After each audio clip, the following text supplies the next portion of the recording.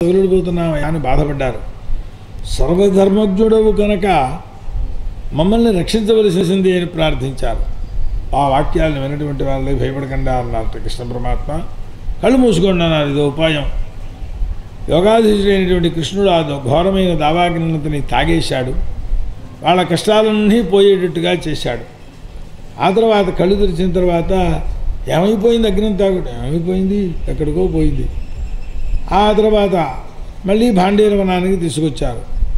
కృష్ణ పరమాత్మ యొక్క ఈ యోగబలాన్ని యోగమాయ ప్రభావాన్ని చూసినటువంటి వాళ్ళని కృష్ణుడు సాక్షాత్ భగవంతుడు అని అనుకున్నారట. సాయంకాలం మళ్ళీ ఇంటికి వచ్చేశారు కృష్ణుడితో సహా వేణునాదాలను చేసుకుంటూ. వాళ్ళకి కృష్ణుడు లేకపోతే ఆ క్షణకాలం 100 యుగాలుగా మారిపోతుంది అన్నారు. ఆ గోపికలకు కృష్ణ దర్శనంలో పరమానందం అంత గొప్ప ఆనందం వాళ్ళకి. ఇది శ్రీమద్భాగవతే దశమస్కంధే 19వ అధ్యాయः శ్రీకృష్ణార్పణమస్తు. శ్రీ గురుచరణారవిందాభ్యాం నమో నమః. హరయే నమః హరయే నమః హరయే నమః. శ్రీశోవాచాతయో సదుద్సంక్రమ దావాగ్నేర్మోక్షమాత్మనా గోపాస్త్రీభ్య సమాచక్షు ప్రళంబోధమే విచ. సరే, ఇంటికి రాగానే ప్రళంబాసురుని సంహరించారు. మరి దావాగ్నిలోంచి మమ్మల్ని అందరినీ కూడా రక్షించారు అని చెప్పి వాళ్ళు చాలా ఇంటికి వచ్చి చెప్పారు. సరే, ఇంతట్లో ఆ బలరామకృష్ణులు సాక్షాత్తు దేవతలే అనేటటువంటి భావన కలిగిన వారై ఉన్నారట వాళ్ళందరూ కూడా. సరే, ఇంతట్లో వర్షర్తువు వచ్చింది.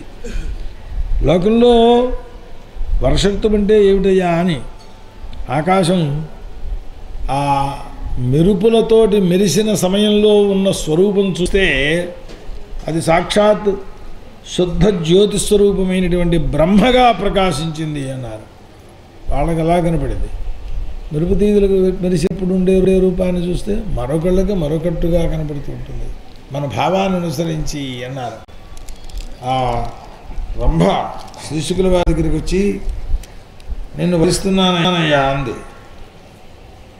అమ్మా, ఈ శరీరం అంతా చీము నెత్తురు రక్త ఎముకలు మాంసం ఇలాంటి వాటితో కూడుకుని ఉండేదే కదా. దీనికోసం ఆనందము ఏంటి? ఆనందహేతు ఎలా అవుతుంది? నేను అలాంటి దాన్ని కాదు. చూడు, నా పొట్ట ఇలా ఉన్నదో అని తీసి చూపించింది. అందులో మాంసాలు రక్తాలు ఏం లేవు, అమృతం ఉంది. చూసావా మేము ఎంత గొప్పవాడమో, కాబట్టి నిన్ను భరిస్తున్నాను అన్నది. అమ్మమ్మ మహాతల్లి, ఆ కడుపు అమృతం ఎక్కడో ఎలాగో అరణిలోంచి పుట్టానన్నారు. నన్ను ఈ కడుపులోంచైనా పుట్టుంటే ఎంత సంతోషిద్దునో కదా అన్నట్ట. ఆ గర్భము యొక్క స్వరూపాన్ని తన అమృతత్వాన్ని చూపించడం కోసం ఆవిడ చూపిస్తే ఇది మాతృస్థానం అయితే ఎంత బాగున్నావు కదా అని ఆయనకు కనపడింది మాతృస్థానం ఇక్కడ. కనుక శుకోయం విజ్ఞాని అంటారు. అట్లా వాళ్ళ దృష్టిని బట్టి కనపడుతూ ఉంటుంది. వ్యాసుల వారికి అది బ్రహ్మస్వరూపంగా కనబడింది అన్నారు.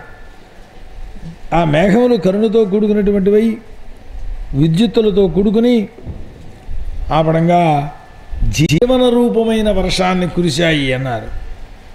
ఆ గ్రీష్మ సంతప్తమైపోయినటువంటి భూమండలం ఈ వర్షాలు పడేటప్పటికి మళ్ళీ పరిపుష్టి కలిగిందే అవుతోంది. తపఃపూర్తి కొరకు కొంతమంది, కామనాపూర్తుల కొరకు కొంతమంది ఈ దేహాన్ని అభిలషితమైన కోరిన ఫలములతోటి పరిపుష్టంగా చేసుకుంటుంటారు. కూడా మేఘాచ్ఛన్నమైనటువంటి అంధకారంతో రాత్రి వలె ప్రకాశించడం ప్రారంభించింది. పొగల భాగం కూడా క్షేత్రములని ధాన్య సంపత్తులతోటి నిండుతున్నాయి, మంచి హర్షాన్ని ఇస్తున్నాయి వ్యవసాయదారులకు. ఈ రకంగా చూస్తే దైవాధీనం ధనము అని చెప్పి తెలుసుకునే వాళ్ళకి, అది తెలియని వాళ్లకు, ధనికులైనటువంటి వాళ్లకు ఉపతాపం కలిగింపచేశాయి ఇవి. భగవత్సేవ చేత భక్తులందరూ సుందరముగా తయారవుతారు. అట్లా ఈ వర్ష జలాది ఐశ్వర్య సంపత్తి చేత స్థావర జంగమ ప్రాణులన్నీ కూడా మళ్ళీ కొంచెం ఆకులు వేయడం, కొమ్మలు రావడం, ఈ మొదలైన వృద్ధిని పొందినటువంటివి కనబడుతున్నాయన్నమాట. ఎట్లా ధారల చేత మరి ఆ నెత్తి మీద అస్తమానం వర్షధారలు పడుతుంటే ఆ పర్వతం నెత్తికి ఎంత బాధ కలుగుతుంది. అయినా సరే ఆ పర్వతములు బాధపడలేదయ్యా అన్నారు. ఎలాగా అని దానికి ఉదాహరణ. ఎన్ని దుఃఖాలు వచ్చినా భక్తులైనటువంటి వారు ఉన్నారు కదా, వీళ్ళు వ్యథను పొందరు. రాణీ కష్టాలన్నీ మాకు పరమాత్మే ఉన్నాడు అని అంటారు. వ్యథను కలిగింప చెయ్యని లక్షణంలోనే ఉదాహరణ అన్నమాట. బ్రాహ్మణులందరూ కూడా అది గడిమరిచి రోడ్ల మీద ఎలా వెళ్ళాలో తెలియకుండా ఉన్నదంటే మార్గాలు కప్పిపోయాయి గడ్డి వల్ల. రోడ్లు అంటే ఈ కంకర రోడ్లు సిమెంట్ రోడ్లు కాదు, మామూలు కాలిబాట. ఆ కాలిబాట అటు ఇటు గడ్డిమలు చేస్తే మొత్తం అంతా కప్పిడిపోయింది. ఆ తీరుగా అవి ఎలా అయిపోయాయంటే అభ్యాసం చేయకుండా విడిచిపెట్టేసిన విద్యలు బ్రాహ్మణులకు ఎట్లా ప్రకాశించవో అట్లా ప్రకాశించవు అన్నారు ఆ రోడ్లు. ఆ తర్వాత జలముల చేత మేఘముల చేత కప్పబడిపోయినటువంటి చంద్రుడు ప్రకాశించడం లేదు అన్నారు.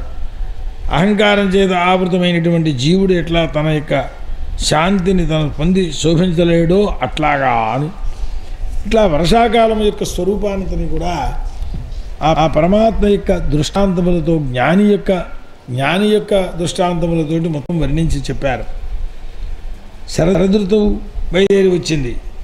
వర్షకాలం వెళ్ళిపోయిన తర్వాత ఆ సమయంలో ఆకాశం మేఘం లేకుండా తయారైంది. వాయువు కూడా శాంతస్వరూపుడైనాడు. జలములు కూడా స్వచ్ఛముగా ప్రకాశించడం ప్రారంభించాయి.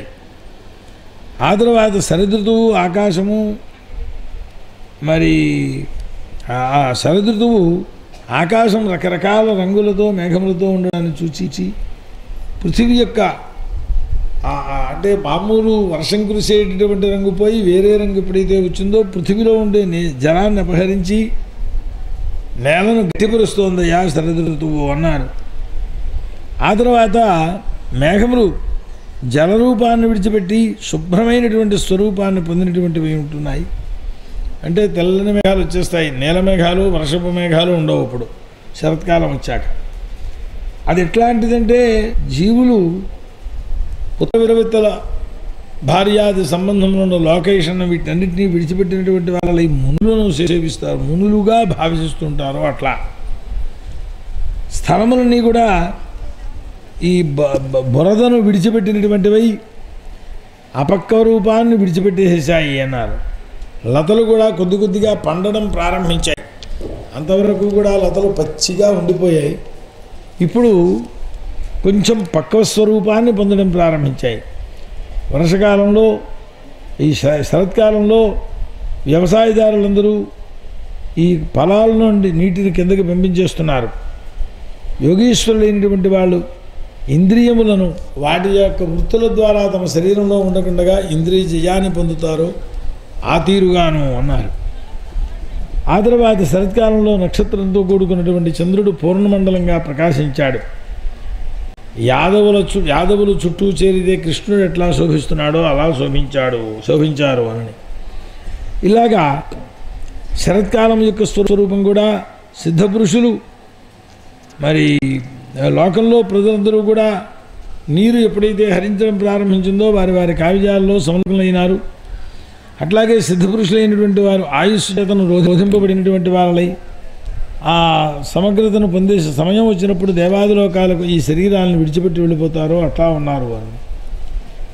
ఆ స్థితిలో ఇది శ్రీమద్భాగవతే మహాపురాణే దశమస్కందే పూర్వార్ధే వింశోధ్యాయ శ్రీకృష్ణార్పణమస్తు. గురుచరణారవిందాభ్యాం నమో నమః. హరయే నమః.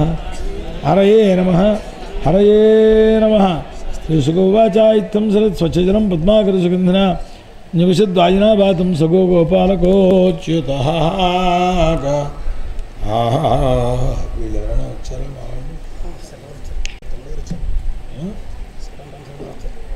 తెరమనండి, ఒక్క అరగంట విశ్రాంతి కావాలి.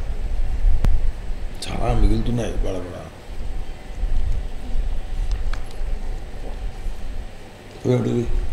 ఇదేనా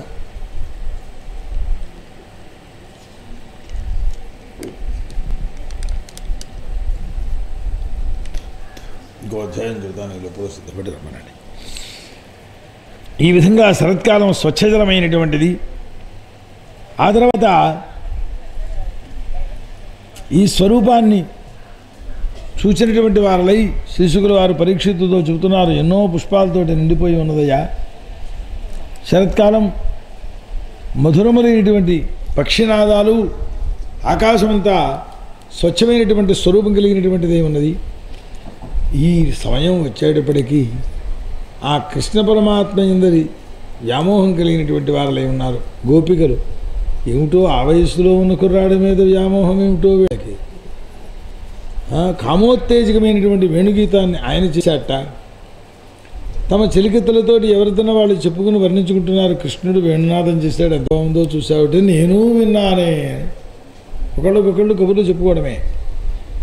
ఆ తర్వాత నెమలి పింఛాన్ని ధరించి అదే కిరీటంగా నటుడిలాగా శోభనమైనటువంటి దేహం చెరిసరి కర్ణములకు మంచి గురువెంట పుష్పములను అలంకరించుకుంటున్నట్టు ఆయన వైజయంతిమాలను ధరించాడు. ఆ అధరశుద్ధతో వేణుపానం వేణునాదామృతాన్ని అందిస్తున్నాడు లోకానికంతకీ కూడా. కాలితో నడిచేటటువంటి కాలితో నడుస్తూ ఉండేవాడే బృందావనంలో ప్రవేశిస్తున్నాడు ఆ కృష్ణుడు.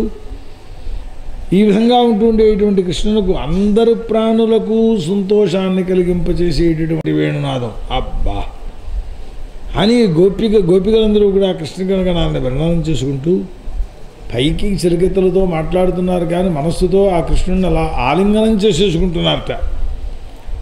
ఓ గోపసుందరులారా, కళ్ళంటూ ఉన్నందుకు కృష్ణుడిని చూడాలి. రోజు అదే ఫలం. సమానమైన వయస్సు కలిగినటువంటి కుర్రవాళ్లతో అట్లా పశువులను మేపడం కోసం అడవికి వెళ్ళిపోతూ ఉండేటువంటి కృష్ణుడు వేణునాదం చేస్తుంటే ఆ ముఖ సౌందర్యామృతం, అబ్బా రోజు చూస్తున్నా నేను, నువ్వు నిన్న చూసావా? అంత ఆనందాన్ని అనుభవిస్తూ వాళ్ళు మాట్లాడుకుంటున్నారు.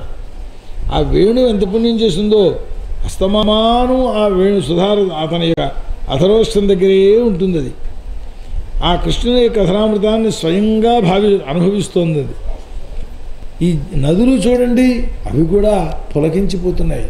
నదులకు పులకాంకురాలు రావడానికి మనకి మళ్ళా ఒంటి మీద ఏమైనా రోమాలు ఉన్నాయా? అవి ఏమిటి? ఆ పద్మాలన్నీ అవే కదా. ఆ పద్మాలు వికసించాయనేటప్పటికీ అవి పులకించినట్లు అన్నమాట. ఈ వేణువు ఏ వంశంలో పుట్టిందో ఆ వంశీకులందరూ ధన్యులు. అంటే వేణు పద మొత్తం వెదురు పద. ఎందుకంటే ఈ బృందావనం చాలా పుణ్యమైనటువంటిది ముఖమండలంలో అంతర్లోకి కూడా.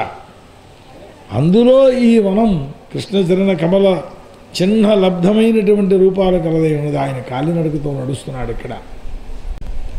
అటువంటి పరమాత్మ ఆ నెమళ్ళు కృష్ణనాదాన్ని వినేటువంటివి నాట్యాలు చేస్తున్నాయి. అక్కడ ఉంటూ ఉండేటువంటి ఆ లేళ్ళు కూడా ఆ కృష్ణుడిని పూజ చేస్తూనే ఉన్నాయి. స్త్రీలకు ఆనందాన్ని కలిగింపచేసే కృష్ణ పరమాత్మ యొక్క స్వరూపం ఎంత గొప్పదో కదా. కామదేవుడు కూడా భయపడిపోతాడు ఈయన యొక్క స్వరూపాన్ని చూచి. ఈ విధంగా ఆఖరికి ఆవులు అవి కూడాను లేదా దూడలు ఆ స్తన్యపానం చేస్తూ పొరపాటున ఈయన మధ్యలో కనుక వేణునాదం ప్రారంభిస్తే ఆ తాగం మానేసి ఆ నోరు తెరుచుకుని అలాగే చూస్తూ ఉండిపోతున్నాయట. వాళ్ళు బహుశా ఋషులేనేమో ఇలా పుట్టాయి, లేకపోతే అలా ఉంటారా ఎవరైనా? మళ్ళీ పక్కన ఒక కామెంటు, ఏమిటి దాని యొక్క స్వరూపం అంటే అది భక్తిలో వాళ్ళు ఎంతవరకు వెళ్ళిపోయిందంటే వాళ్ళ మాట గోపికలారా మీరు చూసారో లేదో, నిన్న గోదావరి నదీ ప్రవాహం ఆగిపోయింది ఎక్కడ. అది ఎందుకు ఆగింది? కృష్ణ పరమాత్మ యొక్క ఆ వేణునాదాన్ని వినేటప్పటికీ నడవాలని మరిచిపోయింది, అక్కడే ఆగిపోయింది. అంత దూరం వాళ్ళ యొక్క భావన. ఆ కారణం అట్లాగే కృష్ణుని యొక్క వేణునాదాన్ని విన్నందువల్ల కామవాసనలు భగ్నమైపోతాయి. కమల కుసుమములు ఆ కామవాసనములు లేకుండా ఉండిపోయి ఆ కృష్ణ పరమాత్మ యొక్క పాదపద్మాలను అలంకరిస్తూ ఉన్నాయి ఇప్పుడు కూడా. ఓ గోపికలారా, ఈ రాత్రులు చాలా కృతకృత్యములైనటువంటి కాదు. శబర స్త్రీలు వాళ్ళు చాలా కృతకృత్యమైనటువంటి వాళ్ళు. అడవిలోకి వెళ్ళినప్పుడు ఆ తృణాలు ధూళి మొహం మీదంతా పడి వడ్డి మీద పడి ఉన్నటువంటి కృష్ణ పరమాత్మ యొక్క ఆ స్వరూపాన్ని వాళ్ళు సర్వకాలముల యందు చూడగలుగుతారట. దాంతోపాటుగా కృష్ణుని యొక్క పాద స్పర్శ కలిగిన ఈ ధూళి పుష్పధూళి వాళ్ళు అలంకరించుకోవడానికి హృదయాల మీద అలంకరించుకుంటారట వాళ్ళు. ఓ జలగెత్తులారా, గోవర్ధన పర్వతం కూడా చాలా ధన్యమైనది. కృష్ణ పరమాత్మ అక్కడ ఉంటున్నాడు కనుక కారణం ఏంటే నెత్తి మీద ఆవులు కట్టే తాళ్ళు ఉంటాయి, వాటి చుట్టుకుంటాట ఆయన. వాటి కాళ్ళకి పగ్గాలేసి కాళ్ళకి బంధాలేసే తాళ్ళు ఇలాంటివన్నీ వెళ్ళేటప్పుడు అవి ఎలా ఉన్నాయి? అవన్నీ భుజాల మీద సరస్సు మీద పెట్టుకుని పెడుతుంటే ఆ రామకృష్ణుల యొక్క వేణుగీతాన్ని వింటుంటే జంగమ జడ ప్రాణులు అన్నీ కూడా మహానంద పరవశ్యంతో మునిగిపోతూ ఉంటాయి. రోమాంచం కలుగుతూ ఉంటుంది. ఎక్కడైనా జడములు కూడా జంగమ రూపాన్ని పొందినటువంటివి కనబడుతున్నాయి అని ఇట్లా బృందావనంలో విహరించేటటువంటి స్త్రీలు వారందరూ కూడా కృష్ణ పరమాత్మ యొక్క చరిత్రాన్ని గానం చేసుకుంటూ క్రీడల్ని గానం చేస్తూ తన్మయ్యాలైపోయినారు అన్నారు. ఇది శ్రీమద్భాగవతే మహాపురాణే సంస్కందే పూర్వార్ధే ఏకవింశోధ్యాయ. శ్రీకృష్ణార్పణమస్తు. శ్రీ కృష్ణారవిందాభ్యాం నమో నమః. హరయే నమః. శ్రీసుఖోవాచ. హరయే నమః. శ్రీసుఖోవాచ. హేమంతే ప్రథమే మాసి నందవ్రజకుమారికాః చేరుర్హవిష్యభుంజానాః కాత్యాయన్ యచ్చన వ్రతం. వస్త్రాపహరణం అనుకుంటాను. తర్వాత గంట అరగంట కానిస్తే తర్వాత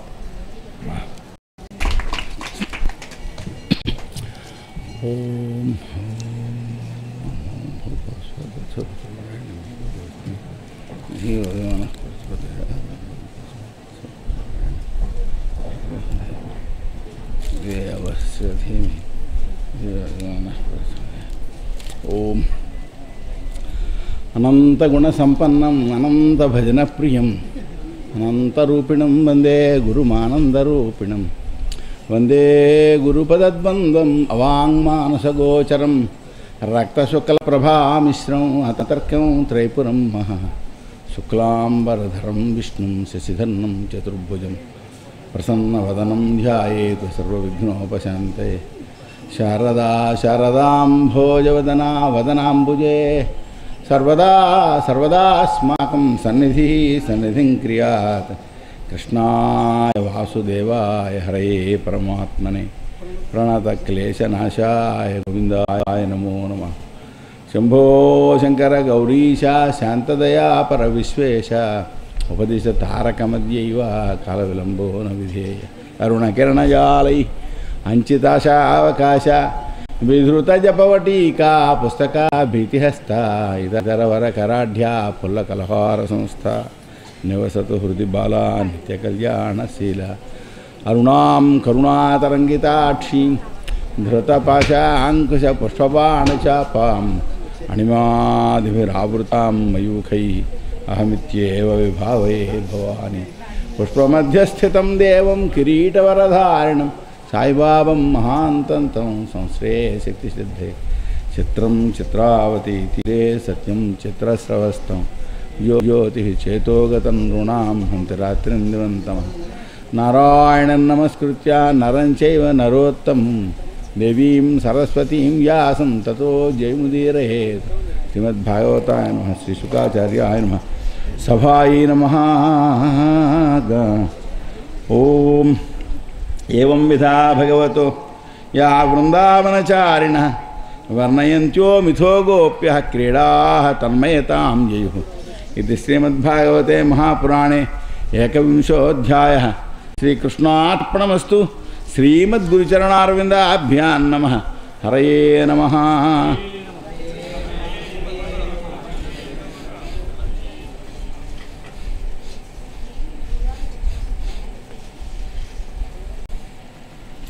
శ్రీశుక ఉవాచ. హేమంతే ప్రథమే మాసి నందవ్రజకుమారికాః చేరు హవిష్యం భుంజానా కాత్యాయన్యర్చన వ్రతం. మహాజనులారా, ఇవాళ రేపు శ్రీకృష్ణదేవుని యొక్క చరిత్ర వస్తుంది. ఆ శ్రీకృష్ణ చరిత్ర తత్వాన్ని మనకు మహర్షులు అందించారు. అది ఒక 2 నిమిషాల్లో చెప్పి తర్వాతి కథ చెప్పుకుందాం.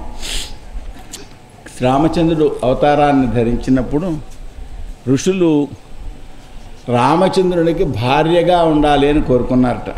కోరుకుంటే ఆయన కృష్ణావతారంలో ఆ అవకాశం ఆయన కలిగిస్తాను అని చెప్పారు. రామచంద్రుడిది మర్యాదా పురుషోత్తమ అవతారం. శ్రీకృష్ణుడు పరిపూర్ణ పరబ్రహ్మ కనుక ఆయనకి ఏ విధి నిషేధాలు ఉండవు. అందుకని శ్రీకృష్ణావతారంలో ఆ మునులు గోపికలుగా అవతరించారు అంటారు. ఇది గోపికలకి సంబంధించిన అంశం. ఇది గోపికలు ఇంకా ఉన్నారు. నందుడు కేవలం పరమమైన ఆనందమే నందరూపంగా అవతరించింది అని.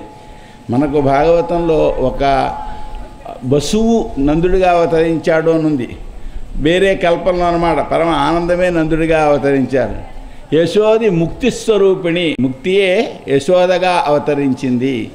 ఏమండి, ఇదంతా ఉపనిషత్తు చెప్పిన రహస్యం, కృష్ణతత్వం అన్నమాట. ఏమండి, తర్వాత ఇక సత్వం, రజస్సు, తమస్సు అనే 3 గుణాలు కదా. ఏమండి, ఈ 3 గుణాల్లో సత్వగుణం కలిగిన భక్తులు ఎవరయ్యా అంటే రుద్రుడట. సత్వగుణం కలిగిన భక్తుడు రుద్రుడు కృష్ణతత్వంలో. రజోగుణం కలిగిన భక్తుడు బ్రహ్మదేవుడు. తమోగుణం కలిగిన భక్తులు దానవులు. ఏమండి, ఇక మనకు కృష్ణదేవుని తల్లి అనుకుంటున్న ఆమె యశోదాదేవి, ఆమె బ్రహ్మపుత్ర అయినటువంటి సరస్వతి. ఏమండి, వసుదేవుడు వేదస్వరూపుడు. ఇక వేదానికి అర్థం ఎవరయ్యా అంటే మీకు తెలుసు, రాముడు కృష్ణుడే. బలరామకృష్ణులు వేదార్థ స్వరూపులు. ఇక గోపికలలో కొందరు దేవతలు ఉన్నారు. మరి కృష్ణుడు చుట్టూ ఉండే ఈ గోవులేమిటి? గోవులంటే కృష్ణుడి యొక్క కాంతి రూపాలేట అవన్నీ కూడా. ఏమండి, ఆయన చేతిలో వేణువు ఉంటుంది. ఏమిటి వేణువు? వింటే మీరు వింతపడతారు. ఏమో విన్నారేమో నాకు తెలియదు. ఆయన చేతిలో వేణువు రుద్రుడే వేణువు అయ్యారట. ఇక విచిత్రంగా ఏమని చెప్తారంటే, పార్వతీ పరమేశ్వరులు అయితే పార్వతీ పరమేశ్వరులే రూపాలు మార్చుకుని రాధాకృష్ణులు అయ్యారు అంటారు. అంటే రాధాదేవి రుద్రస్వరూపం, మరి పార్వతి కృష్ణస్వరూపం. మరి ఆ పార్వతి భర్తను ఎప్పుడూ విడిచి ఉండదు. ఎందుకంటే వాడు ఆది దంపతులు, పరస్పర ప్రేమాశయంలో ఆదర్శ దంపతులు. ఎప్పుడూ భర్తను వెంట పెట్టుకోవడం కోసం తన భర్తనే అలా వేణువుగా వెంట పెట్టుకుంది అని కూడా చెప్తారు. ఇది ఉపనిషత్తు చెప్పిన మాట తప్ప నే చేసే కల్పన కాదు. అలాగే కృష్ణుడి దగ్గర వేణువు కాకుండా వాయించడానికి ఒక కొమ్ముబూర ఉంటుంది. అది కూడా ఎందుకు అనుకున్నాను.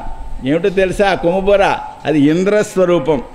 ఇక గోకులం అంటే వైకుంఠమే కిందికి దిగి వచ్చింది. ఆయనకు భార్యలు ఉన్నారు 16,100 మంది అంటారే, వాళ్ళు ఎవరో వేదాలు ఉపనిషత్తులు భార్యలయ్యి. మరి అఘాసురుడు ఉన్నాడు. అఘాసురుడు అంటే మహావ్యాధి స్వరూపుడు. కలి ఉన్నాడు. కలి ఎవరు? కలి కంసుడే కలిపురుషుడే కంసుడిగా రూపొందాడు. కృష్ణుడికి ఒక మిత్రుడు ఉన్నాడు, సుధాముడు. ఎవరైనా అంటే దమమే సుధామ రూపంగా వచ్చింది. మరి అక్రూరుడు ఎవరు? అక్రూరుడు సత్యస్వరూపుడు. ఉద్ధవుడెవరు? ఉద్ధవుడు మరొక మిత్రుడు ఉన్నాడు కదా, ఆయన శమస్వరూపుడు.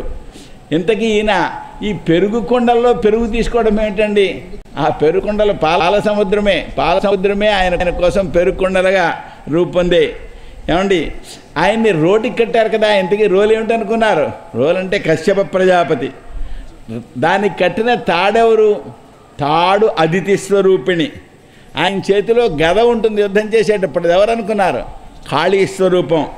ఏమండి, ఆయన యుద్ధం చేసే ధనుస్తున్నది శార్ంగం, అది మాయాస్వరూపం. ఇప్పుడు భోజనాలు చేశారు వీళ్ళంతా కదా ఆనందంగా. ఏమిటా భోజనాలు అంటే శరదృతు స్వరూపం అంటది. ఏమండి, వాళ్ళు భాండీరం అనేటువంటి వటవృక్షం కింద ఆడుకున్నారు. ఏమిటా వటం అనుకున్నారు? అది గరుత్మంతుని స్వరూపం. చూసారా? అలాగే ఇప్పుడు అసలు ఆదిశేషు మనకి రాముడు, ఆ విషయం తెలుసు. కృష్ణుడు పరబ్రహ్మ అని తెలుసు. ఆయనతో యుద్ధం చేస్తారు ఈ పైన చాణూరుడు మొదలైన వాళ్ళంతా కూడా ద్వేషం మొదలైనటువంటి దుర్గుణాల స్వరూపాలు. మరి కువలయాపీడం అనే ఏనుగుని ఆయన కొడతాడు, అది దర్పస్వరూపం. ఆయన బకాసురుడిని సంహారం చేస్తాడు, అది గర్భస్వరూపం. మరి బలరాముని తల్లి రోహిణీదేవి ఉన్నది, ఆమె దయారూపిణి. సత్యభామ అని ఆయనకు మరో భార్య ఉన్నది. సరే, రుక్మిణీదేవి లక్ష్మీదేవి మనకు తెలుసు. సత్యభామనే మరో భార్య ఉన్నది, ఆమె భూదేవి స్వరూపిణి. చూసారా? ఇలాగా కృష్ణతత్వాన్నంతని కూడా కృష్ణోపనిషత్తు వ్యాఖ్యానించింది. మరి మీరంతా భాగవతం అంతా వింటున్నారు కదా అని చెప్పని ఆ కృష్ణతత్వాన్ని తెలిపేటువంటి ఆ ఉపనిషత్ కథ కూడా మీకు చెప్పడం జరిగింది. ఇక ప్రస్తుత కథలోకి వద్దాం. శ్రీశుక ఉవాచ హేమంతే ప్రథమే మాసి నందవ్రజ కుమారికా చేరు హవిష్యభుంజాన కాత్యాయన్యర్చన వ్రతం. హేమంత మాసంలో సామాన్యంగా విష్ణు భక్తులు కొందరు ధనుర్మాస వ్రతం చేస్తారు. ఈ ధనుర్మాస వ్రతం ఎక్కడ ప్రారంభమైంది? భాగవతంలోనే ప్రారంభమైంది. ధనుర్మాస వ్రతంలో వీళ్ళు మరి గోదాదేవిని ప్రమాణంగా చేసుకుని గోదాదేవి పాడిన తిరుప్పావై పాటలు పాడుకుంటూ కృష్ణుణ్ణి ఆరాధిస్తారు. కానీ గోపికల వలె భావిస్తూ చేస్తారు వీళ్ళు. ఆనాడు గోపికలు ఏం చేశారు? హేమంత ఋతువులో మొదటి మాసంలో మార్గశీర్ష మాసంలో నందవ్రజంలో ఉండే ఆ గోపికలు కాత్యాయని వ్రతం చేశారు. హవిస్సుని ఆహారంగా తీసుకుంటూ కాత్యాయని వ్రతం చేశారు. ఎందుకని? కృష్ణుడు మాకు భర్త కావాలి. నందవ్రజంలో ఉండే కుమారికలు చేశారు, కన్యలు చేశారు ఈ పని. కృష్ణుడు భర్త కావాలి అని వాళ్ళు ఏం చేసేసేవారు? తెల్లవారకట్ల స్నానం చేసేవారు. ఆప్లుత్య అంబసి కాళింది నదిలో స్నానం చేసి రోజు హవిస్సు మాత్రమే తింటున్న వాళ్ళై ఆ కాత్యాయని దేవిని పూజించేవారు. ఎందుకంటే సౌభాగ్యానికి అధిష్టాన దేవత కాత్యాయని. మనకి చెప్తారు ఏమనంటే కన్యకలకు పెళ్లి కావాలి అంటే కాత్యాయని ఆరాధించాలి అని చెప్తారు. అందుకోసం గోపికలు ఆ పని చేశారన్నమాట. వాళ్ళు ప్రతిరోజు కూడా అరుణోదయ వేళలో యమునా జలంలో స్నానం చేసి ఆ నదీ తీరంలో అక్కడ ఇసుకతోనే అమ్మవారి యొక్క రూపాన్ని తయారు చేశారు. ఈ ఇసుకతో తయారు చేయడం ఏంటా అనుకున్నాను. ఇప్పుడు మనకి పేపర్లలో చాలా చోట్ల కనబడుతుంది ఇసుకలతో బోళ్ళు బొమ్మలు చేస్తున్నారు అని. అప్పుడు కూడా అలా చేసేవారు అన్నమాట. ఆ సైకత ప్రతిమను తయారు చేసుకునే వాళ్ళు గంధం, పుష్పాలు, పల్లవాలు, ఫలాలు, అక్షతలు, ధూపం, దీపం, నైవేద్యం వీటన్నిటితో అమ్మవారిని ఆరాధించారు. ఆరాధించి ప్రార్థన చేశారు. యావని ప్రార్థన చేశారు? కాత్యాయని మహామాయే యోగమ మహాయోగిన్యధీశ్వరి నందగోపసుతందేవి పతిమే కురుతే నమః. ఓ కాత్యాయని మహామాయ మహాయోగిని అన్నిటికీ కూడా అధీశ్వరేందా నందగోపసుతుడిని మాకు భర్తగా చెయ్యి, నీకు నమస్కారము అని ఇది ఒక మంత్రం. ఇది శ్లోక మంత్రం. ఈ మంత్రంతోనే ఆ అమ్మాయిలు పూజలు చేస్తూ ఉండేవారు. వాళ్ళ యొక్క కోరిక నెరవేరడం కోసమని చెప్పని ఏమండి ఇలాగా ఒక మాసం కాలం వ్రతం చేశారు. ఈ వ్రతానికి పూర్వాంగంగా ఏం చేసేవారు? బ్రాహ్మ ముహూర్తంలో లేచి ఏమండి ఒకరి చేతులు ఒకళ్ళు పట్టుకుని యమునానికి వెళ్ళేవారు. చీకటిగా ఉంటుంది కదా, ఆ వెళ్ళే సమయంలో గట్టి స్వరంతో కృష్ణుణ్ణి గానం చేస్తూ ఉండేవాళ్ళు.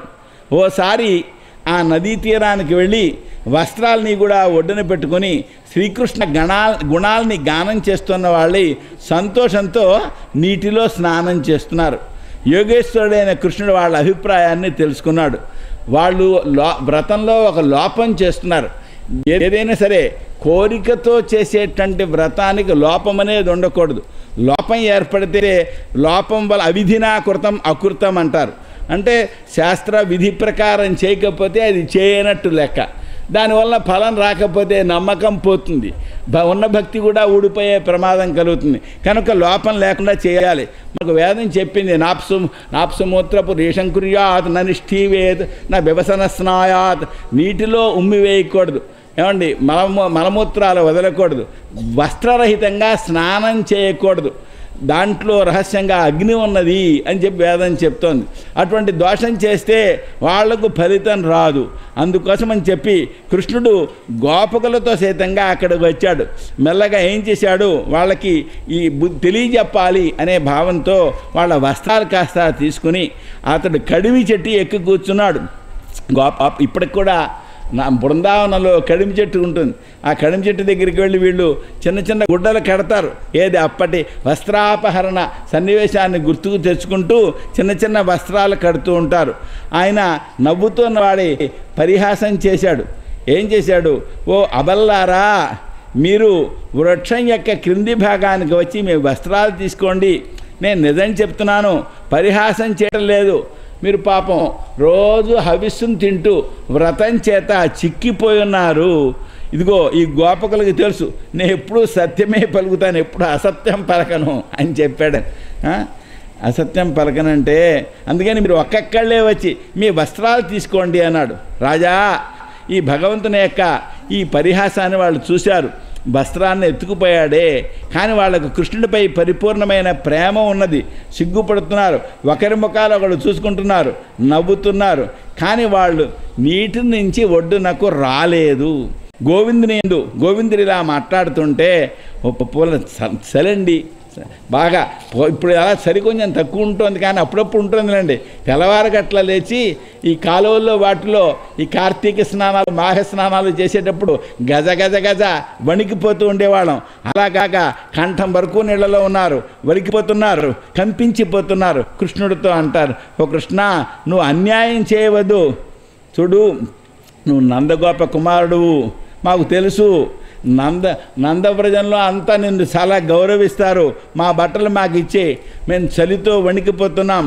ఓ శ్యామసుందరా, మేము నీకు దాసులము, మీ మాట చేస్తాము. ధర్మజ్ఞుడా, మా వస్త్రాలు మాకి.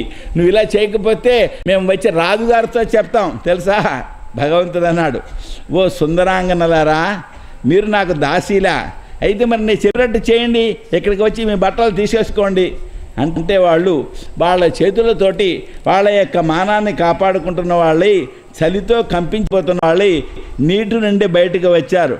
వాళ్ళ యొక్క మనస్సు తన పట్ల వాళ్ళకి శుద్ధమైన భావం ఉంది అని గ్రహించి శ్రీకృష్ణుడు వాళ్ళ వస్త్రాల్ని తన భుజంపై వేసుకొని చిరునవ్వులు చిందిస్తున్న వాడే అంటాడు, ఓ కుమారులారా, మీరు నా కాత్యాయని వ్రతం చేస్తున్నారు, వ్యవస్థలుగా స్నానం చేశారు. ఇది చాలా పాపం కలిగింది. ఆ పాపం తొలగడం కోసం చేతులు జోడించి నమస్కారం చేయండి, అప్పుడు మీ వస్త్రాలు తీసుకోండి అన్నారు. భగవంతుడు ఇలా అన్నప్పటికీ వాళ్ళు చింతలో పడ్డారు. ఎందుకంటే తప్పు జరిగింది, ఇది వ్రతానికి విఘాతం కలిగించేది. వ్రతం పరిపూర్ణం కావడం కోసం ఏం చేయాలి అని శ్రీకృష్ణుడికి నమస్కారం చేశారు. ఏమండి, అయితే ఇక్కడ ఓ మాట చెప్తారు, ఏమిటది? ఒంటి చేత్తో వాళ్ళు నమస్కారం చేశారు అంటారు. ఒంటి చేత్తో నమస్కారం చేస్తే ఇప్పుడు ఒంటి చేత్తో నమస్కారమే. ఏమండి, ఈ నమస్కారాలు చాలా విచిత్రంగా ఉన్నాయి. ఒక ఆయన ఇలా నమస్కారం చేస్తున్నాడు, ఇలాగ జాగ్రత్త సుమాన్ని బెదిరించడం అనమాట. కొందరు ఇలా నమస్కారం చేస్తున్నారు, కొందరు ఇలా అంటున్నారు, కొందరు ఇలా అంటున్నారు. ఏమిటో ఈ నమస్కారాలు? నమస్కార పద్ధతి ఏంటంటే ఇదే నమస్కారం. నమస్కారము, ఆశీర్వచనం రెండే ఉన్నాయి. ఏకహస్తాభివాదనం చేసినట్లయితే ఆ చేయి నరికేయమన్నారు, అంటే అంత దోషము అని చెప్పని. కానీ ఏమిటో మనుషుల యొక్క ప్రవృత్తి వేరుగా ఉంటుంది, శాస్త్రం దారి శాస్త్రంగా ఉంటుంది. ఏమండి, అప్పుడు వాళ్ళు నమస్కారం చేశారు. కారుణికుడు ఏంటంటే భగవంతుడు వినమ్రంగా ఉండేటువంటి వాళ్ళ పట్ల ప్రసన్నుడై వాళ్ళ వస్త్రాలు వాళ్ళకి ఇచ్చేశారు. అప్పుడు ఆ వ్రజ కుమారికలు వాళ్ళని ఏడిపించాడు, నిజంగానే దృఢంగా వంచాడని. ఎందుకు వంచాడు? అది పెద్ద పరీక్ష. వాళ్ళు ఏం చేస్తున్నారు? తనని కోరుతున్నారు. తనను కోరేటువంటి వాళ్ళని అంత తొందరగా దగ్గర రాణిస్తాడా? వాళ్ళ మనస్సు దృఢమైనదా కాదా అన్నం కోసం అంత తీవ్రంగా పరీక్షించాడు. వాళ్ళకి సిగ్గు లేకుండా చేశాడు. ఆ విధంగా వస్త్రాలను అపహరించాడు. అయినా సరే కృష్ణుడి పట్ల వాళ్ళకి అసూయ కలగలేదు. పరీక్ష అంత తీవ్రంగా ఉంటుంది. దీన్ని చూస్తే ఇదేమిట్రా అనుకుంటాడు. అందరు హృదయాల్లో అంతర్యామిగా ఉన్నవాడు ఆయన. ఆయనకి ఈ రకమైనటువంటి కోరికలు అవేం లేవు. కానీ తన ఔన్నత్యాన్ని పొందాలంటే, భక్తిలో తారస్థాయి పొందాలంటే పరీక్ష ఉండాలి. కొందరు భక్తులు, ఒక ఆయన ఒక సాధకుడు హిమాలయాలకు వెళ్ళాడు. హిమాలయాలకు వెళితే అక్కడ కొందరు మహాపురుషులందరూ ఉన్నారు, రామ్లాల్ ప్రభుజీ మొదలైన వాళ్ళందరూ ఉన్నారు. అలాంటి వాళ్ళు ఉన్న చోట ఇతను వెళ్ళి, అయ్యా మీరు నన్ను అనుగ్రహించాలి, లేకపోతే ఈ కొండ మించి పడి చచ్చిపోతాను అన్నారు. అంటే అందులో పెద్ద ఆయన, అయితే పడి చచ్చిపోన్నారు. అంటే వాడు నిజంగానే కింద పడ్డాడు, పెద్ద కొండ మించి కింద పడ్డాడు. కింద పడి దెబ్బ తగిలాక అప్పుడు వాళ్ళ యోగ ప్రసారాన్ని చేసి అతనికి బాధ తొలగించి అతన్ని అనుగ్రహించారు. అంత కాఠిన్యమా అనుకుంటాం, కాఠిన్యం కాదు. నిజంగా వాడికి ఆ పట్టుదల ఉందా లేదా, ఆ విషయంలో వాడు శుద్ధంగా ప్రవర్తిస్తాడా లేదా అనడం కోసం అలా కఠినంగా పరీక్ష ఉంటుంది. ఆ విధంగా పరీక్షించారు. పరీక్షించిన తర్వాత ఇంత చేస్తే కృష్ణుడిని ఇలా చేస్తాడా అని వాళ్ళు అసూయ పెట్టుకోలేదు. ఆ తర్వాత వాళ్ళు తమ వస్త్రాలను తీసుకున్న వారులై శ్రీకృష్ణుడి యొక్క సన్నిధి వ్రతం పూర్తయిన క్షణంలోనే కలిగింది అని చెప్పని వాళ్ళు సంతోషిస్తూనే సిగ్గుపడుతూ ఆయన చూస్తూ అక్కడి నుంచి వెళ్ళలేకపోయారు, అక్కడి నుంచి అవతలకు అడుగు పెట్టలేకపోయారు. వాళ్ళకి తన ఆ స్వామి యొక్క చరణాన్ని తాకాలి అని చెప్పి ఉన్నది. ధృతమైనటువంటి వ్రతాన్ని వాళ్ళు ధరించారు, మనసు దృఢంగా ఉన్నది. భక్తవత్సలుడైన శ్రీకృష్ణుడు వాళ్ళతో చెప్పాడు, ఓ మహాసాధులారా, గోపికల్లారా, మీ అభిప్రాయం నాకు తెలుసు, దాన్ని నేను ఆమోదించాను, అది సత్యమవుతుంది. ఏమండి, నా పైన లగ్నం చేసినటువంటి భక్తులకు, మనసు లగ్నం చేసిన భక్తులకు కోరిక కోసం కాదు. లోకంలో ఏదైనా ఒక వస్తువును కోరితే ఆ కోరిక మరింత పెరుగుతుంది. కానీ నాపై మనసు లగ్నం చేసిన భక్తులకు కోరిక కోసం కాదు. ఎందుకంటే విత్తనాలు ఒక పాత్రలో వేయిస్తే ఏమవుతాయి, వాటిల్లో మొలిచే శక్తి పోతుంది. ఏమండి, ఆ విధంగా కనుక నా పైన నేలలో పాతినా మొక్కలు రావు. ఓ అబల్లారా, ఇప్పుడు మీరు బ్రజానికి వెళ్ళిపోండి, రాబోతున్నాయి శరత్కాలపు రాత్రులు, అప్పుడు నాతో పాటు మీరు రాసక్రీడ చేయవచ్చును. మీరు దేనికోసమని వ్రతం చేశారో ఆ కోరిక నెరవేరుతుంది. శ్రీశుకాచార్యుల వారు చెప్తున్నారు, రాజా, భగవంతుడు ఈ విధంగా ఆజ్ఞాపించగా ఆ గోపకుమారికలు శ్రీకృష్ణ చరణాన్ని స్మరిస్తున్న వాళ్ళై నందవ్రజానికి వెళ్ళారు. తర్వాత ఆ దేవకీ సుతుడైన కృష్ణుడు గోపకులందరితో కూడా కలిసి ఆ గోవులను తిప్పుతున్నవాడి బృందావనానికి కొంచెం దూరంగా వెళ్ళాడు. అక్కడ ఎండవేడి చాలా ఎక్కువగా ఉన్నది. ఆ సమయంలో చెట్లు తమ నీడతో గొడుగు పట్టినట్టుగా ఉన్నాయి. వాటిని చూసి కృష్ణుడు ఆ గోపకులతో చెప్తున్నాడు, ఆ పిల్లలతోటి, ఓ స్తోక కృష్ణ, అంశో, శ్రీరామ, సుబల, అర్జున, చూడండి ఈ చెట్లను చూడండి, ఇవి ఇతరులకు ఉపకారం చేస్తున్నాయి. ఇతరులకు ఉపకారం చేయడం కోసమే తమ రూపాన్ని ధరించాయి. ఏమండి, గాలి బాధ లేకుండా చేస్తున్నాయి, వర్ష బాధ లేకుండా చేస్తున్నాయి, మంచు బాధ లేకుండా చేస్తున్నాయి, ఎండ బాధ లేకుండా చేస్తున్నాయి. ఇవన్నీ తాము స్వయంగా తాము వహిస్తున్నాయి, తాము ఆ బాధలు పడుతున్నాయి, ఇతరులకు ఆ బాధ నివారణ చేస్తున్నాయి. ఇది సత్పురుషుల వంటివి. సత్పురుషులు ఇలా చేస్తారు, ఇతర ప్రాణులకు సుఖాన్ని కలిగిస్తారన్నమాట. దానికోసం ఎవరి జన్మ ఉపయోగపడుతుందో ఆ జన్మ చాలా శ్రేష్టమైంది. వీటికి ఎవరైనా సరే ఈ చెట్ల దగ్గరికి వచ్చి ఏదైనా కావాలి అనుకున్నటువంటి వాళ్ళు విముఖులే, అయ్యో ఏం లేవు అని చెప్పి వెనక్కి రావాల్సిన అవసరం ఉండదు. వాళ్ళకి కావలసిన వస్తువును వాళ్ళు పొందుతారు. ఇవి తమ ఆకులు, పూలు, పళ్ళు, నీడ, చివరికి వాటి యొక్క బట్టలుగా తయారు చేసుకోవడానికి కూడా ఉపయోగపడుతుందట. ఏమండి, వాటి యొక్క వేళ్ళు ఉపయోగపడతాయి, వాటి యొక్క కట్టెలు కూడా ఉపయోగపడతాయి. వీటితోటి ఇతరుల యొక్క కోరికని ఇవి తీరుస్తున్నాయి. సమస్తమైనటువంటి శరీరధారులకు జన్మ సఫలం కావడానికి ఇదే మార్గం. ఏమిటది? తమ ప్రాణాల చేత, తమ అర్థాల చేత, అంటే ధనం చేత, తమ బుద్ధి చేత ఇతరులకు హితం కలిగించాలి. ఎంత సకల మానవులకి కూడా ఉపయోగించేటువంటి శాశ్వతమైన నీతి ఆయన ఉపదేశం చేశాడు. ఇలా చెప్పి శ్రీకృష్ణుడు ఆ చిగుళ్ళు, పుష్పాలు, గుచ్చాలు, ఫలాలు వీటితో వంగి ఉండేటువంటి ఆ చెట్లను చూసి ఆ మధ్యలో ఉండేటువంటి యమునా నది తీరానికి వచ్చాడు. అక్కడ గోపకులందరూ కూడా యమునా నదిలో నీళ్లు తాగారు, గోవులకు కూడా ఆ నీళ్లు తాగించారు. యమునా నది యొక్క ఉపవనంలో పశువులను తిప్పుతున్న వాళ్ళై ఉండగా ఆ గోపకులకు ఆకలి వేసింది.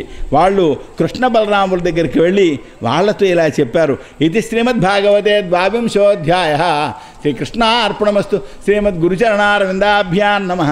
హరే నమః.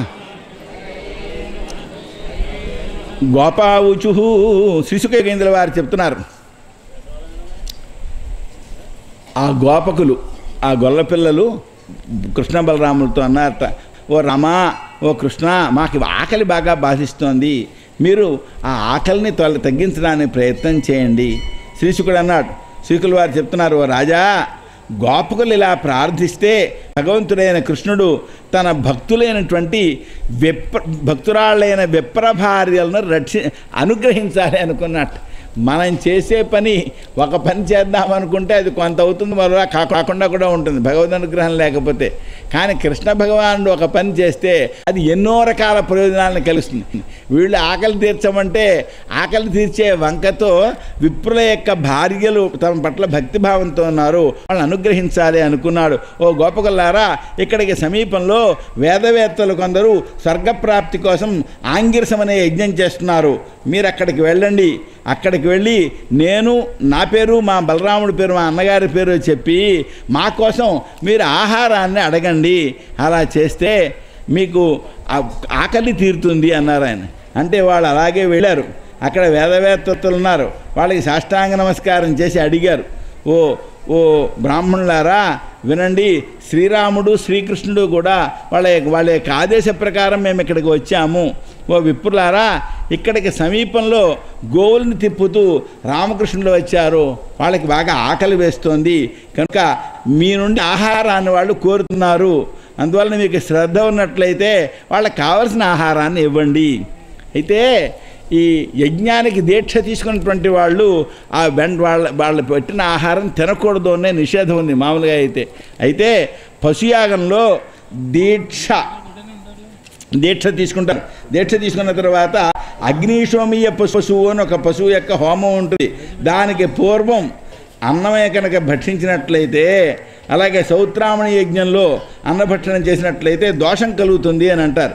మిగిలిన యజ్ఞాల్లో ఏమండి దీక్షితుని యొక్క అన్నభక్షణం చేయడం వల్ల దోషం లేదు కాబట్టి మీరు ఆ అన్నాన్ని ఇవ్వవలసింది అని అడిగారు వాళ్ళు. అయితే వాళ్ళు మరి వాళ్ళకు అహంకారం అన్నది, మేము చాలా గొప్ప మరి కర్మలను ఆచరించిన వాళ్ళం అనుకున్నారు వాళ్ళు. వాళ్లకు భగవతత్వాన్ని గురించిన అనుభవం తక్కువైనా మేము జ్ఞానవృద్ధులము అనే అభిమానంతో ఉన్నారు. కాబట్టి సాక్షాత్తు భగవంతుడు యాచించినా వాళ్ళు విన్నా కూడా వినలేదు, పట్టించుకోలేదు. నిజానికి గొప్పవాళ్ళు అయితే ఏమవుతున్నాడు, హృదయమే చెప్తుంది వచ్చిన వాళ్ళు భగవంతుడు అని. కానీ ఆ హృదయంలో వాళ్ళకి స్పందన కలగలేదు. రెండు రకాలుగా మనం ఆలోచించవచ్చు. ఒకటి, వచ్చినటువంటి వాళ్ళు ఆకలితో ఉన్నారు, అన్నం పెడితే మంచిది, లోపల అంతర్యామన్నాడు అని భావించవచ్చు. ఇదొక మార్గం. ఇది మనంతా పాటించవలసినటువంటి మార్గం. అయితే కొందరు సాధకులు ఉంటారు. సాధకులైనటువంటి వాళ్లకు అలాంటి విశిష్టమైనటువంటి సన్నివేశాలు వచ్చినప్పుడు హృదయం లోపల సత్యం స్ఫురిస్తుంది, చేయాల్సిన కర్తవ్యం తెలుస్తుంది. కానీ అహంకారంతో ఉన్నందువలన ఆ సత్యస్ఫూర్తి కూడా వీడికి కలగలేదు, వెళ్ళలేదు. రాజా, దేశము, కాలము, ద్రవ్యము, మంత్రము, తంత్రము, యజ్ఞము, ఏ మహాపురుషుని యొక్క స్వరూపము, ఆ సాక్షాత్ పరబ్రహ్మ భగవంతుడు వచ్చి ఆహారాన్ని అడిగితే వీళ్ళు ఆయన ఎవడో మానవుడు రా, వీడిని లెక్క చేసేది ఏమిటి అనుకున్నారు. వాళ్ళు అన్నం పెడతాము అనలేదు, అన్నం పెట్టమని కూడా జవాబు చెప్పలేదు. ఏదో చెప్పాలి కదా వచ్చిన వాళ్ళకి, ఆవిడ ఏమీ చెప్పలేదు. అప్పుడు ఆ గోపకులు నిరాశతో రామకృష్ణుల యొక్క సమీపానికి వెళ్ళి ఈ జరిగిన దాన్ని చెప్పారు. ఆయన విన్నాడు. ఆ జగదీశ్వరుడు ఏం చేశాడు, నవ్వునవ్వాడు. ఆయనకి తెలుసు విషయం అంతాను. వాళ్ళతోటి లౌకిక మార్గాన్ని బట్టి ఓ మంచి ఉపాయం చెప్పాడు వాళ్ళకి. ఓ స్నేహితులారా, మీరు మళ్ళీ వెళ్ళండి. మీరు ఆ బ్రాహ్మణుల మొహం చూడక్కర్లేదు, ఎక్కడికి కాదు వెళ్ళవలసింది. వాళ్ళ భార్యలు పత్నిశాల దగ్గర ఉంటారు. ఆ పత్నిశాల దగ్గరికి వెళ్ళండి. అక్కడికి నేను బలరాముడు ఇక్కడికి వచ్చాము అని ఆ యజ్ఞం చేసే వాళ్ళ యొక్క భార్యలకు చెప్పండి, వాళ్ళు మీకు తప్పనిసరిగా ఆహారాన్ని పెడతారు అని చెప్పారు. వాళ్ళు భగవంతుని యొక్క ఆజ్ఞను అనుసరించి అక్కడికి వెళ్ళారు. ఆ పత్నిశాల దగ్గరికి వెళ్ళిన వారై అక్కడ ఉండేటువంటి ఆ విప్రుల యొక్క భార్యకు నమస్కారం చేసి చెప్పారు, ఓ విప్ర భార్యలారా, మీకు నమస్కారాలు. మరి మా మాటలు వినండి.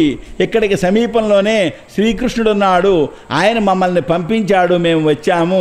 భగవంతుడైనటువంటి కృష్ణుడు గోవుల్ని తిప్పుతున్నవాడై బలరామునితోనూ గోపకులతోనూ కూడా ఇక్కడికి చాలా దూరం వచ్చేశాడు. అందువలన వాళ్ళందరికీ కూడా ఆకలి వేస్తోంది, వాళ్ళకి అన్నం పెట్టండి. ఈ మాట విన్నారండి. కృష్ణుడి దగ్గరికి వచ్చాడు. వాళ్ళు ఎన్నాళ్ళ నుంచో కృష్ణుడిని చూడాలి అని తహతహలాడిపోతున్నారు. వాళ్ళ మనసంతా ఆయనపై లగ్నమై ఉన్నది. అప్పుడు వాళ్ళు ఆహారం తీసుకుని ఉత్సాహంతో, చాలా కుతూహలంతో వాళ్ళు వేగంగా కంగారు పడుతూ బయలుదేరారు. 4 విధాలైన భక్ష్యం, భోజ్యం, చోష్యం, లేహ్యం, పేయం, అన్ని రకాల ఆహారాలు తీసుకున్న వాళ్ళు గబగబా బయలుదేరారు. ఇది చూడండి, నదులు ఉంటాయి, సముద్రం వైపు ఎలా పరవళ్ళు తొక్కుకుంటూ వెళ్ళిపోతుంటాయో అలా వెళ్ళిపోతున్నారు వాళ్ళు. అక్కడ భగవంతుని ఏంటంటే కృష్ణుని వాళ్ళ మనసు లగ్నమైపోయింది. అందుకనే భర్తలు, సోదరులు, కుమారులు మీరు వెళ్ళడానికి వీల్లేదు అని ఆపుతున్నారు. వాళ్ళేం లెక్క చేయటం లేదు. గబగబా వాళ్ళు ఆ యమునా నది ఉపవనంలో అశోక వృక్షాలుండే ప్రదేశానికి వాళ్ళు గోపకులందరూ కూడా ముందు పెడుతుంటే వెంట వీళ్ళు వెళ్ళారు. వెళ్ళి అక్కడ బలరాముడితో ఉండేటువంటి శ్రీకృష్ణుడిని చూచారు. ఆ స్వామి దర్శనం చేశారు. ఎలా ఉన్నాడు? శ్యామసుందరుడండి. మరి పీతాంబరాన్ని ధరించాడు. వనంలో ఉండేటువంటి పూలతో దండ వేసుకున్నాడు. తలపై నెమలి పింఛం పెట్టుకున్నాడు. ఆ కొండల దగ్గర దొరికేటువంటి గైరికాది ధాతువులు ఉంటాయి. ఆ ధాతువుల్ని మరి లేతమైనటువంటి చిగుళ్ళు